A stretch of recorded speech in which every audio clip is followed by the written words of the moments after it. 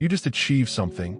Maybe you got the promotion, finished the project, hit the goal. People congratulated you, and you felt nothing.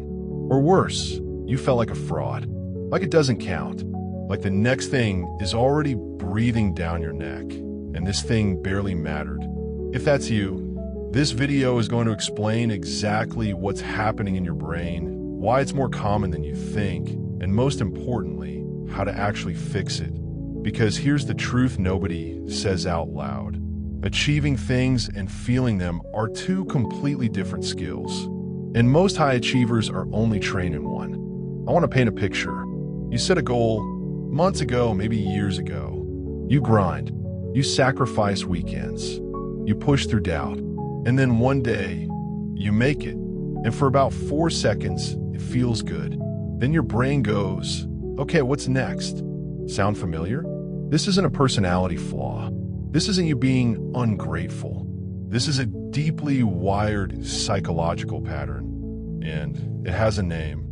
It's called hedonic adaptation, combined with something psychologists call arrival fallacy. The mistaken belief that reaching a destination will bring lasting fulfillment. The reality is, our emotional baseline snaps back fast, sometimes before we even celebrate. You're not broken. You're just running old software. Let's go deep.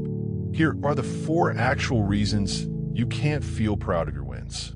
Reason number 1, you move the goalpost before you cross the finish line. This one is sneaky. You set a goal, you get close, and your brain quietly upgrades the standard. Okay, but I should have done it faster. Okay, but it wasn't that hard. Okay, but other people have done bigger things. The win never lands because you never let it be enough. Reason number 2, you're disconnected from the process. Here's a question. When's the last time you noticed yourself growing while it was happening? Most of us are so focused on the destination that we're mentally absent the entire journey.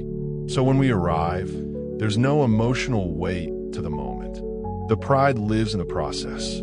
If you skipped it mentally, you skipped the feeling too. Reason number 3, your identity hasn't caught up. This is the deepest one. If you spent years thinking of yourself as someone who wants that thing, your identity is built around the wanting, not the having. So when you get it, your subconscious literally rejects it.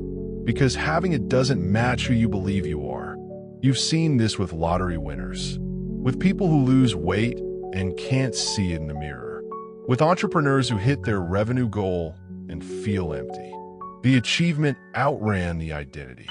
And until you update the story you tell about yourself, the pride can't stick. Reason number 4, you have no ritual of completion. Humans are ritual creatures. We're wired for ceremony. It's how our nervous system marks. This chapter is over. You can exhale now. But modern culture replaced ceremony with momentum. We close the laptop and open a new tab. We hit the goal and send the next email. Without a ritual, your nervous system never gets the signal that the win actually happened. It stays in processing, unfinished, unfelt. Now let's talk about what you can actually do about this. Real, practical, psychological rewiring. Fix number 1, the floor date practice.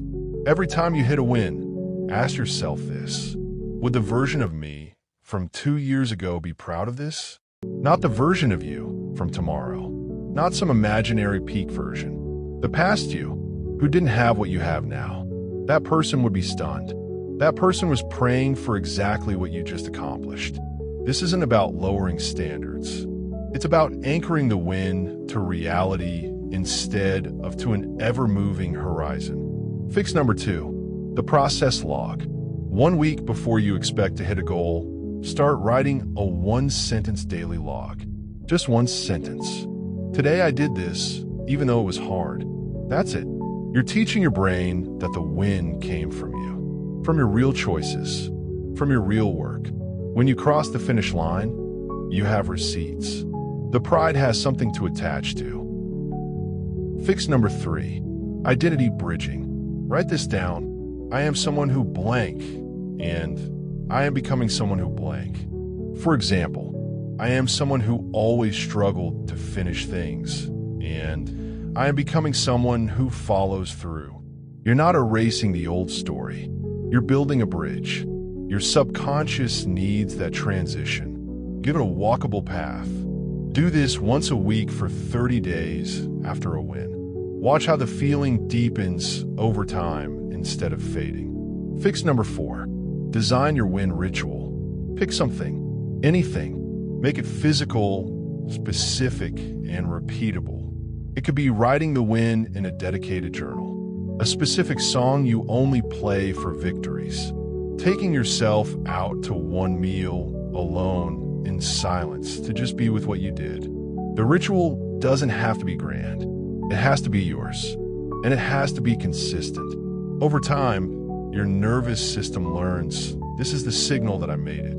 I can feel it now. Now, I want to give you something tangible, because watching a video is one thing, but real change happens when you engage with the idea on paper with your own life in front of you. I've created a win integration template, a simple self-guided exercise you can use anytime you hit a goal and feel nothing, or not enough, or like it already doesn't matter.